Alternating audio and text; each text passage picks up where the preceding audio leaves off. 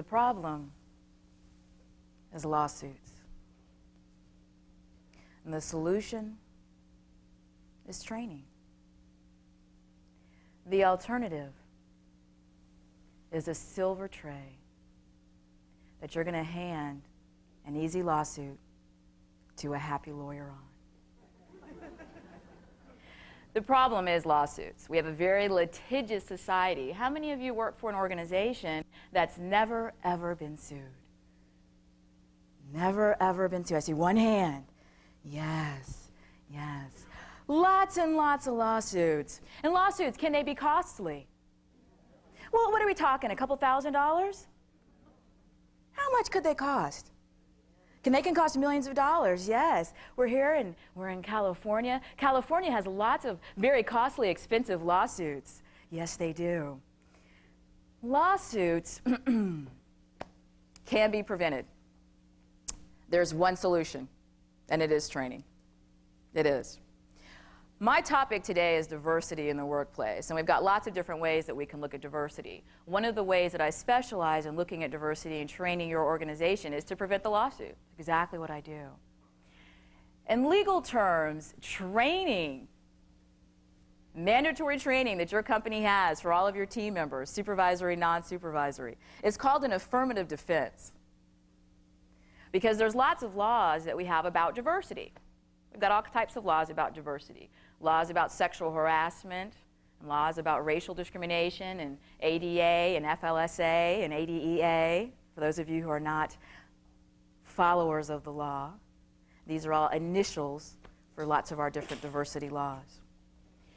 If and when your organization is sued, your only defense in court will be that you provided the training. That's an affirmative defense.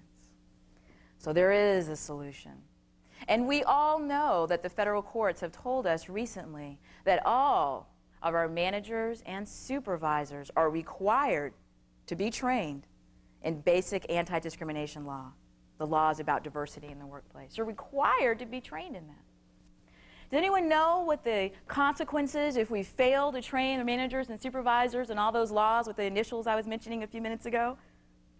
What the federal court said your company is going to be exposed to? Fines would be nice. It's actually something called punitive damages. Has anyone heard of this? Punitive damages. What does punitive mean? What's the word mean? It means punishment. And damages means, in our legal system, damages is a word for money. So punitive damages is punishment money. That's all it is. That's all it is. Punishment money is lots and lots of money that your company has to pay because you didn't train your managers and supervisors on these diversity laws. Absolutely, positively. Here in California, April 9th of this year. Has anyone heard of Ralph's Grocery Store? Yeah, it's a big chain out here in California. Yeah, they didn't train our managers and supervisors on one of our laws, sexual harassment, and they were sued. Didn't anyone remember how much they had to pay in punitive damages? It was in the news. Actually, initially, it was $30 million in punitive damages. When I talk about lawsuits being a problem for your organization, the question never is if you're going to be sued, it's when you'll be sued and for how much.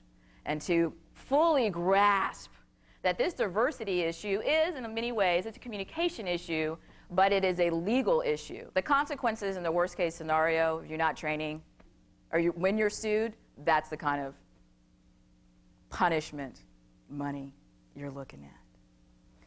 So my solution is training. I have to do it. Courts told me I had to. Absolutely, positively. And when I talked about the alternative, well, I can either train or not train. If I don't train, well, then when I'm sued, I'm going to have to pay punitive damages. I'm also going to have bad publicity. I am in a very fortunate place in my life. I've got a great attitude. I enjoy what I do. And also, I have the opportunity to serve your needs as a trainer and a consultant. So I do training on these legal issues. I do auditing of your organization to make sure your handbook and your policies and procedures are in conformity with the law. I do mediations and arbitrations and investigations. So I can help on the front end prevent these problems. Then, if you make the choice to fail to prevent the problem, then I could still work for you when you're sued. Yes, yes. I've had the opportunity to represent companies who've been sued for not managing diversity in the workplace. I've also represented individual people who've been sued. So sometimes the company's sued, sometimes you're sued. And I've represented people who said they were victims of their company not managing diversity. People who said they were victims of sexual harassment or racial discrimination or a disability discrimination. And then I've had the opportunity and challenge of suing companies like American Airlines and Wells Fargo Bank. I've sued lots of companies out of California also. Yes. So I have this wonderful place I have in life where I can help on the front end or I can help on the back end. It's up to you. I have 3 major points about diversity.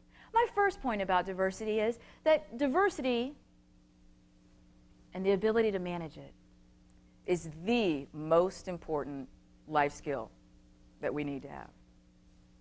Did I say that? Diversity management is the most important life skill that we have. It is. Diversity is simply the condition of being different. And in life, we have to experience and manage and deal with all different types of different people. And I've had the opportunity all throughout my life. As a child, I'm what's affectionately called a military brat, an Army brat. What does that mean? Right, I moved around a lot. I moved 11 times before I finished high school. My dad was in the Army. That's exactly what it means. I was born on a military base in what was then West Germany. I moved around the world. So I have to deal with diversity. Many times. I was many times a new kid. Then I went out on my own at 17. I left home. My parents always said, believed in education. They said, we want you to go out there and accomplish all that you can. But unfortunately, we don't have any money to help. So what I always had to do is I had to work to support myself. I had lots of different diverse work environments. One of my jobs that I had in college was for 2 years, I was, and still am, a professional phone psychic for the Psychic Friends Network. Has anyone seen the ads with Madame Cleo? That's the same company that I worked for. That's the same company. When I worked for them, we had Dionne Warwick as our spokesperson. Yes. As a professional psychic, I talked to different types of diverse clients, and I also had lots of diverse coworkers. As a psychic, I had to hone and use some of the skills that I will give your team members and how do they communicate in a diverse work environment. So as a psychic, how did I know the answer to the questions that someone asked me? How did I know? If somebody asked me, they'd say, Madam Courtney, what's the future of my marriage with my husband, Tom? And I would say to them, I can see an aura of darkness. I can see you are not soulmates. I can see that you give and you give and you give to this relationship. He won't even tell you how he feels. How did I know that? How do I know that?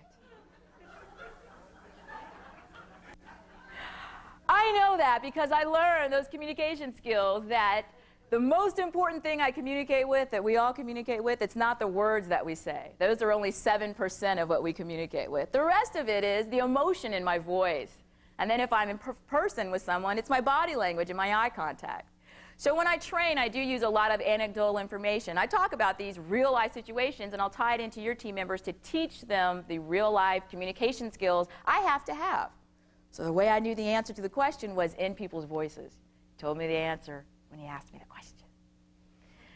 And I've had the opportunity in other work environments. One of the most interesting jobs I had right after law school, I went out and I was so excited. Got my first job at a nice law firm. And the attorney that owned that firm, he's nationally renowned. He's gone to the U.S. Supreme Court and changed the law on illegitimate children's inheritance rights. It was very exciting and prestigious. And so the very first day I get to work, I had never actually met the boss. And he walks up to me, and he comes over and he does this. That's what he did to me. Unbeknownst to me, he had a policy. My boss is one of these gentlemen. He wore a surgical mask and he wore gloves. He was a hypochondriac. And he wouldn't allow anyone that worked for him to wear deodorant, or he didn't like any kind of toothpaste or any scents of soap of any type. So that's why he was, because yes, I do indulge in deodorant and those hygiene things. Was that a diverse situation for me to deal with? A lot of skills that we have to have. When you look at diversity, there are two main components. One, you've got to train your team members. How do I communicate with people who are different than I am? So sometimes we'll have to create a program based on cultural differences, based on the demographic makeup of your organization, and teach them how do I relate to team members. And most importantly, I always answer a couple of questions when I train. I try to answer the question for every single person that attends. What's in it for me?